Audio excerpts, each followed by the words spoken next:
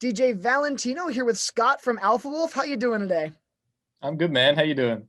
I'm good. I'm good. Thank you for asking. So obviously you guys have just dropped your brand new record, A Quiet Place to Die, and it's a weird time to release it in, to put it lightly. Yeah, definitely wasn't the easiest album to put out, but hey, we did it. It went well, so I'm happy it went, how it did in the end. But yeah, the process was painful, really painful. Was the initial release date around like September, October, or did you originally have it slated earlier? Yeah, it was meant to be earlier. It was meant to be in I think it was June or maybe even earlier than that. And yeah, we just pushed it back like as far as we could at the time because things were already in motion, so we couldn't push it back like a full year or whatever. So yeah, we just pushed it back as much as we could, made the release campaign long, put out more singles. We because we didn't know how long it was until we could tour again. So we thought, oh, maybe by September. Now we're in October. Like, oh, maybe next year. So yeah, it was definitely meant to be a lot earlier, but I'm happy with how it went. I think I'm happy it came out now than opposed to like next year when there's like 50 records coming out when people can start touring again. Yeah, So yeah, exactly. And yeah, I also think it really does fit kind of like the fall, like the color palette of the album, you know what I mean? And that kind of fall aesthetic. And yeah, I know we're all really vibing with it. yeah. The response has been crazy, man. We're so blown away, like worldwide. Not even like it's hard. Obviously, we're in Australia, very far away from everyone else. So it's hard to see like the impact it's had around the world, but um, yeah, from like online at least, it looks like everyone's loving it, which is so sick to see. And I mean, like, if we're talking about the impact, the numbers speak for themselves. If you look, it topped the charts in the Australia charts. In the United States, number 14 in the current hard music and number 22 in top new artist albums, just over all genres. So you guys are making waves with this. How does it feel to drop an album and get that response so strong? Man, it was crazy. Like we put the work in. Obviously, we take a lot of pride in what we do. We handle a lot of things ourselves just because we want to make sure it's done right. But, the international stuff is like obviously all new to us still. We've only done a few tours overseas. We've obviously toured predominantly in Australia. So yeah, to get like the worldwide kind of numbers up and to see all the love from overseas is so cool to see. Like we only got to play a few shows in America, but obviously it's a place we want to come back to and spend a bit more time there when we can leave the country. Yeah. Now, So, correct me if I'm wrong, you were actually on your very first ever American tour right in March when the pandemic hit. yeah, we were five shows in, and then got sent home, packing our Oh, bags back to Australia. Yeah, it was rough. We spent a lot of time prepping to come over, and the visa situation and like flights. It's a big thing for an Australian band to get over to America. It's a lot of work as well. So yeah. we spent a fair bit of time. Got there, the shows were going really well, and then yeah, everything just hit. Shows started dropping off, and then yeah, the next thing we knew, it was like, this is the last show.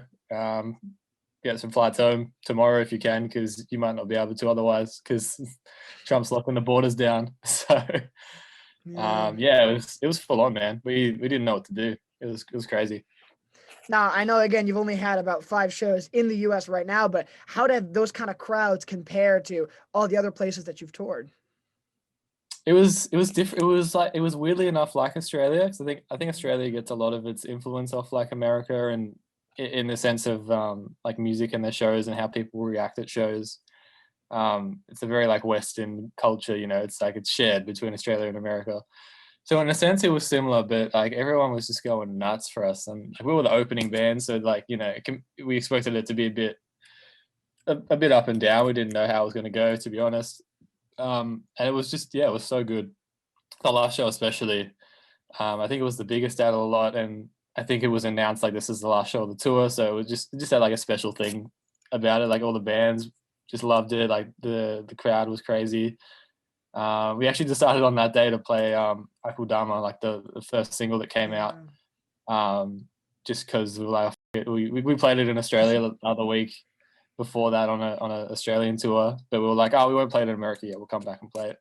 But the last show, we're like, oh, okay, we'll just play it, see what people Yeah. think. I think there's some videos online of it. So that yeah, they were one of the first places to ever hear it, and then it came out like 2 months later or whenever it came out. That is awesome. So, like unlike a lot of bands that drop their albums during quarantine, you guys have the privilege of seeing how at least one of your songs translated live from the new record. Yeah, I mean that was actually before anyone knew it, before anyone knew the words. So it was it's cool to look back on now because we've been stuck in our house for like 2 months, 3 months. But yeah, it's also bittersweet because it's like, man, I would love to see how people react to the song now that it's out because it did better than we thought it would do. So now we're just stuck here looking at videos and no one knows the song. So yeah, it's definitely bittersweet. Yeah, and the good thing is that when you guys do come around to tour, there's not going to be that awkward phase of like learning the lyrics where fans are still they can know some of it but not all of it. It'll have been out for a few months, so they'll know the lyrics. Yeah, that's a positive. At least people know the songs when we finally get to tour it. Finally, whenever that is. I don't know when that is yet. Yeah, and another thing I definitely wanted to talk to you about while we're on the concept of touring and all of that. With every genre, when you release an album, you have to tour to support the record, kind of thing. Like that's just a wild, like a wild agreement among all the music communities, but especially the heavy metal community, because heavy metal shows are just such a like you know what I mean. It's such a staple of the music. Where you've got the mosh pits and you've got the crowd surfers, and it really does feel like an event. How has it been releasing this record and not being able to tour at all with it?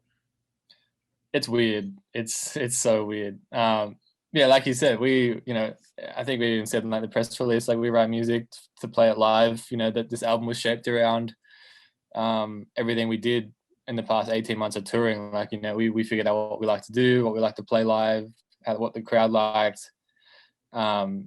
So yeah, to just drop an album and then just go back and sit in my room and be like, cool, what next? It's so weird. It's not what anyone would want to do, but like you just roll with the punches. Like it's out of our control. It's out of everyone's control. We'll just keep being busy with the band. We keep putting out as much content as we can. Like we created Patreon recently. And yeah, we're just finding like new ways to keep busy in 2020 when like at this stage, like we're not touring till maybe like mid next year, like the earliest. So that's like 8 months of nothing, where originally we would have been touring the whole time, we would have hardly been home. So yeah, just rolling with the punches, man. You can't really do much else. So you can, you get frustrated about it, but you got good days and bad days. Some days you're just like, oh, we'll just figure it out, Yeah, I like that. It's like, well, I can't control it, so might as well just go with it. Exactly. And I love how you said, like, when we write music, we write it for the live setting, because especially with this album, the first time I heard it when it came out, all I could think of was, I need to see this album live. Like, this is an album that, like, I can do a one-man mosh pit in my living room, but it's not going to compare until I'm in that sweaty crowd kind of thing. Yeah, that was definitely the aim. Yeah, we just figured out what we wanted to do, especially like, yeah, in the live sense. We knew that these songs after playing live, we toured crazy off the last EP for like 18 months, like around the whole world. So, by then we were like, well, we know what works, we know what doesn't, we know what we want to focus on. And yeah, we just shoved it all into this 11-song album to just not be able to play live. Exactly. Yeah, we roll with the punches, man. Yeah. And another thing that's super fascinating about your band is obviously you guys dropped your first music in 2015 and you have not slowed down or stopped even the slightest bit ever since then, kind of thing. Like from the second you guys dropped music for the first time, it has been consistent the last 5 years. You're either touring, you're dropping music, you're releasing an album. And do you feel that now that, there's obviously less going on in the world because of the pandemic, it's kind of almost relaxing to kind of sit back for a bit for the first time in a while and just kind of smell the roses? Yeah, it's hard. In one stage, it's like we are like the most hype we've ever had in our career as a band. So it's like we got to like be like utilizing this. Like we got to be doing things. You got to be touring. We got to be just like in everyone's faces because like everyone's watching, kind of thing. But obviously we can only do that to an extent from our houses. So yeah, at the same point, it's like, well, this is finally like a little break where it's like we can appreciate the moment kind of thing. Not like, I feel like in a band you're always like looking towards the next thing. It's always like, all right, we did this, what's next? Mm. But at least this has granted the opportunity to like appreciate what we've done, appreciate where we're at, look towards the future, but have a little break and catch your breath before things kick off again. So yeah, it's a little bit of both. Me personally, I hate doing nothing, so like I always have to be thinking of what's next because that's what keeps me going. Yeah, definitely. And another thing that you mentioned a while ago, and I want to kind of come back to is you guys dropped a Patreon, like for the band. And I've seen a few bands do this, and I personally love the idea because it's a way for bands to help like continue through quarantine, but furthermore it gives fans another outlet to connect with the band. It gives them, who are, if they're really really into Alpha Wolf, like this is another way that they can connect with you guys and be a part of the community that you've created. Yeah, that's 100% the aim of everything about it. Like we, for one, yeah, like we're all at home, we're not doing anything. Like we have a lot of free time right now, so we were just brainstorming ways we could keep busy. And as well as that, it's just like another thing. I feel like in 2020, and like you said before, like the heavy music scene is so reliant on playing shows, not even as just like an interaction thing, like as an income thing. It's so dominant in heavy metal and heavy music that bands tour like crazy, like 9 months out of the year just so like they can survive. And I just don't think that's like the way forward. I think that um, you know something like this, we're really committed to it. We have a lot of like content. We film everything we do. It's just been sitting in a Dropbox folder. So we're like, well, how can we use that and show it to people? So yeah, there's like a few reasons behind it. But the main thing is, yeah, like building a community of like people that support the band to that degree. And yeah, it's going really, really well. It's going like as well as we kind of like I thought it would initially. So like, yeah, Mm. that's where we're hanging out for the next, 8 months until the touring starts. And then, we're going to try and find a way to incorporate it into touring and, showing like a new side of all that stuff. So yeah, it's really exciting. It's like a new way of showing people that care about what we do, like how we do it. So, it works both ways. Like people want to see what we do, and like we're stoked to show people what we do. So It's like a yeah, little peek behind the curtain of like all that goes into putting on a show, writing a record, all, I'm sure, like all the demos that you guys have. you know yeah. There's like a lot of cool things about it. Like so far, like yeah, with the main thing and like the bigger tier is like guitar tabs and playthroughs and stems and all Mm. that, which we've never released before. So a lot of people seem really stoked on that. And another thing, I think in the highest tier, the alpha tier, is that you guys have almost like, I would, correct me if I'm wrong, like a monthly competition where you can record a cover of your favorite Alpha Wolf song or the Alpha Wolf song of the month, and then the band will actually look at it and either like give comments or say great job, like that kind of thing. Yeah, yeah. It's like a monthly thing where we're gonna jump on a live stream, like all five of us together, and we're gonna pick like the best 10 or so covers. We'll watch them all together, like give comments. We'll pick a winner, send them a little prize. So yeah, just another little like personal thing to like connect us a little bit more while we're all stuck in our houses. Yeah. And again, we talked about kind of connecting with your fan base. I don't think you can get any more like connecting with like, all right, here's a cover. I love your band. Here's my musical abilities on it. And you guys being like, that's awesome. I love it. I like the way you did this and this. Yeah, just like something a little bit personal, If I got to do that with my favorite band, I'd be so stoked. So if Yeah. people, think of us like that, and they get to watch us, watch their covers and give them criticism if it's good or bad. Hopefully they're not bad. Um, then yeah, I think it's a really, really cool little extra thing. Yeah.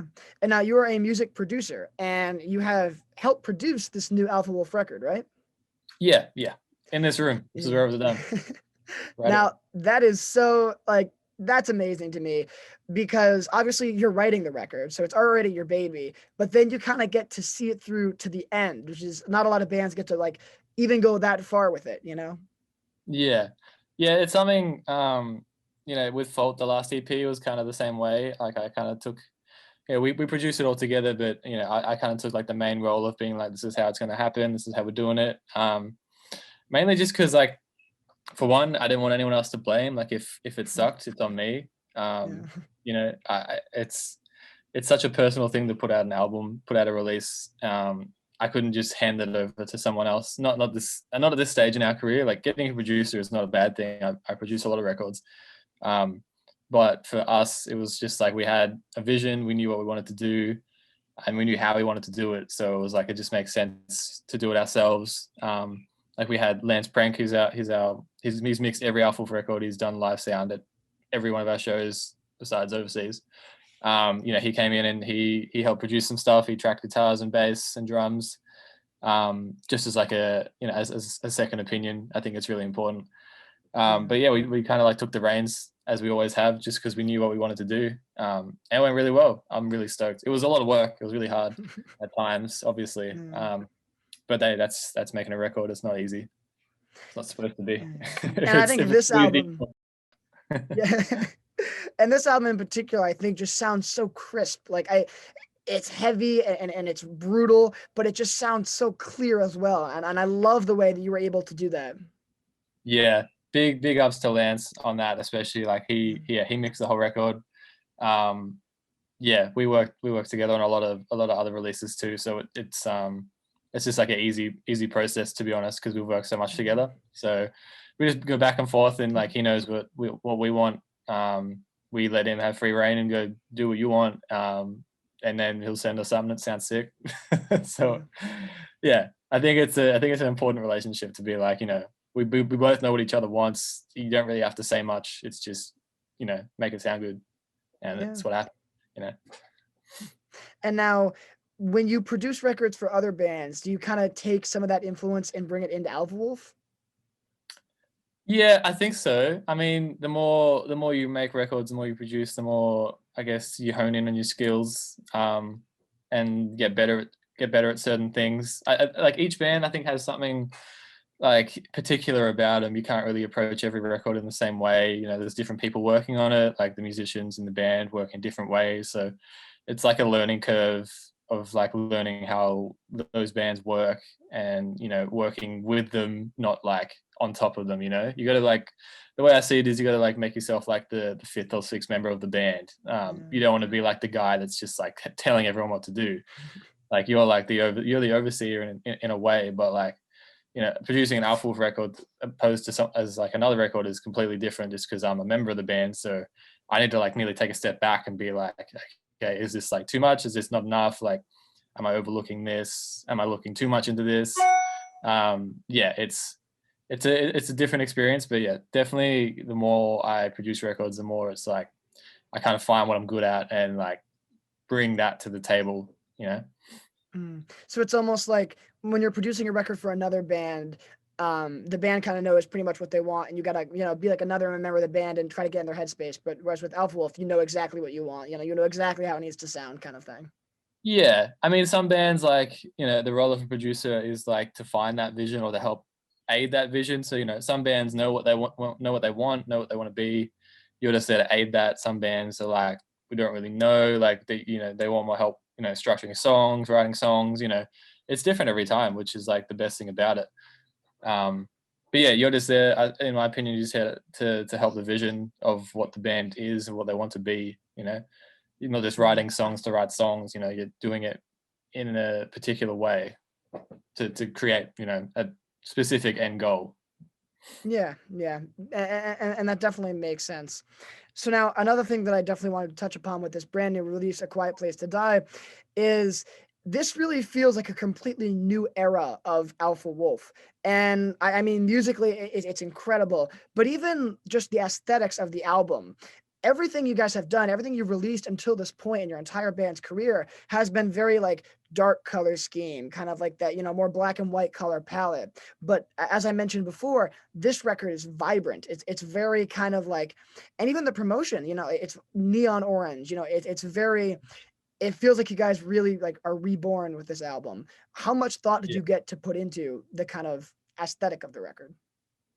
I'd say nearly as much as like the songwriting, to be honest. It's Sabian, other guitarist, he's like that's his realm, graphics and the artwork and everything. Like basically I handle the music, he'll handle that side. He kills it at that side.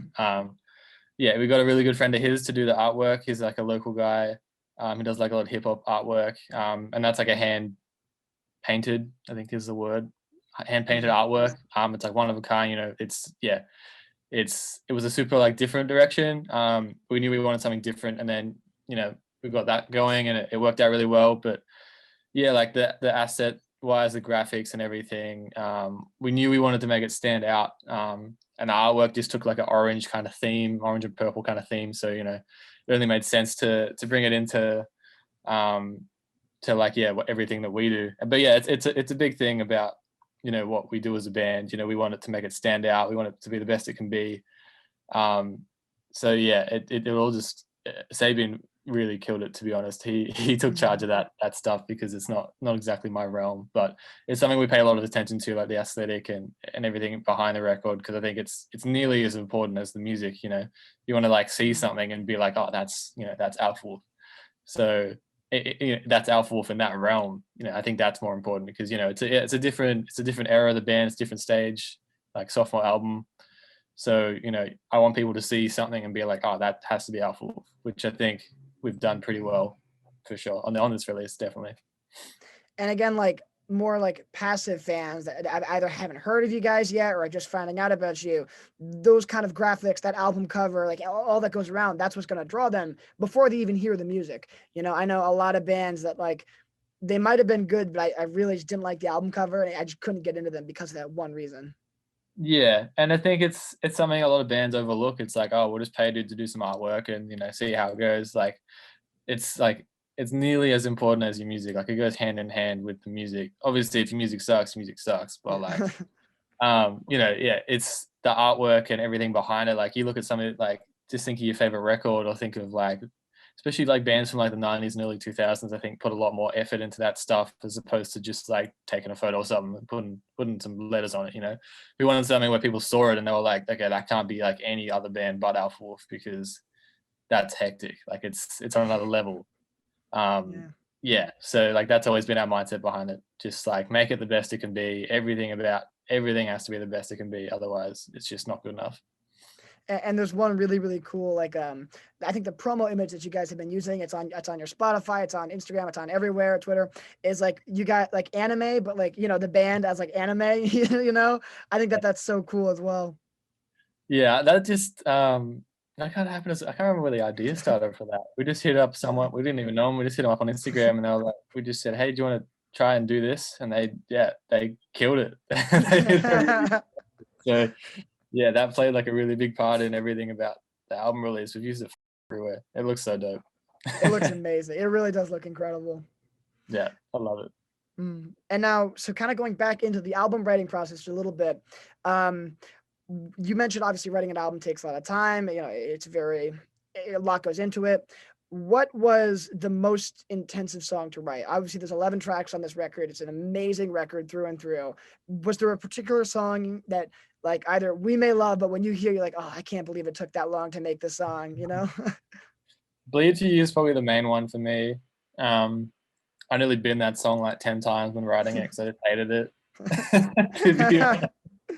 me and that our drummer Mitch started that song ages ago, like 18 months ago maybe from now. And it was like predominantly heavy song like the whole way through, and then you know just got put on the back burner, kept writing.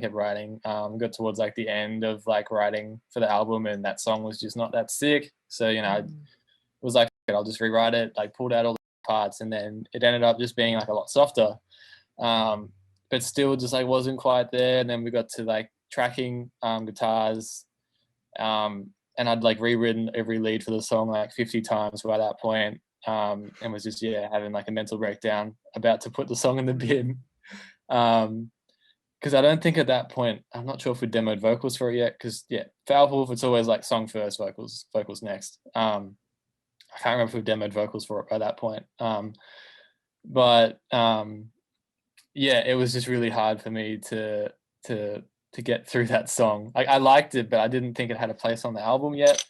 And then when the vocals came along, and we had the melody for the chorus, and then we brought in Lizzie from The Beautiful Monument, it was like it had to stay. You know, it was just like a what do you call it? Just a moment where we're like, all right, this song like has a place on the album. Like there's a purpose for this song. You know, and then at that point we're like, all right, this has to be a single.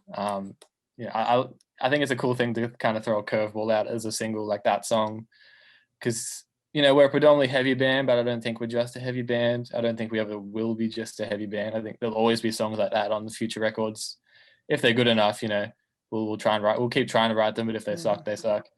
Like there's other songs that didn't make the album as well, just because it didn't quite fit the mood of every other song. That's like a big thing. Is I want every song to like flow into songs well, like have a different feel. I don't want one song to feel like another song. So that was like a really good thing about Bleed for You, was it was different. I just wasn't sure if it fit the right mood of the album. But then we got vocals on it, we got lyrics on it, and yeah, it all just kind of made sense. So yeah, I'm happy. I'm happy I pushed through it because everyone else liked it, and I was like, no, it's going in a bit. And I think again the placement of Bleed for You as well. Like I when you hear it in the context of the record, I think it works perfectly. Yeah, Um, that's the big thing. Like where it is on the album is not by accident. Obviously, it's yeah. it's placed there for a reason. It's to break up some certain songs and give a mood change to the album. So once it's in that spot, yeah, it really like it hits so well. And I think that's why myself, a lot of my WSU colleagues, and a lot of the WSU listeners have really gravitated towards this record, is because a lot of times, as much as I hate to say it, when you listen to a more hardcore leaning record, a more heavy metal record, it might feel monotonous. It might feel like, okay, I've heard this before. But with this record in particular, the placement of the songs are so incredible that it feels like just one big journey. It feels like once you start, you're going through for 35 minutes. It feels kind of connected in that way. Yeah, that was definitely a big thing. Like for me, especially, like I love heavy music. I love making albums. But yeah, sometimes it's hard to get to a full album of heavy music. I'm 25 now. Maybe I'm getting old, but to get to like 30 or 40 minutes straight of like music that's dominating your ears is kind of hard now for me. So there's some albums I really love, but some albums I'm just like I'll get 3 songs in and be like, all right, I've heard it all. Like I'll just turn it off. So yeah, it's definitely a big thing, for songs to have different vibes and, songs to be in certain places on the album. Yeah, we spent a lot of time on the album track listing to make sure it was perfect. Like I remember back when I don't remember where we were flying. We're flying to somewhere, and yeah, just the whole flight, I'd just reorganize the album, listen to the whole album, and be like, no, that didn't work, that didn't work, and then reorganize it. Yeah, it was a long, long process. Well, again, thank you so much for talking with me today. I really, really appreciate you taking time out of your day to, come talk with WSU. Obviously, as I mentioned before, we're playing the new album as much as we can. The listeners are absolutely loving it. Thank you again. Quiet Place to Die, available on all streaming platforms where you listen to music. Your Patreon is available now. All of our listeners should definitely check it out. Thank you, man. Thanks for having me.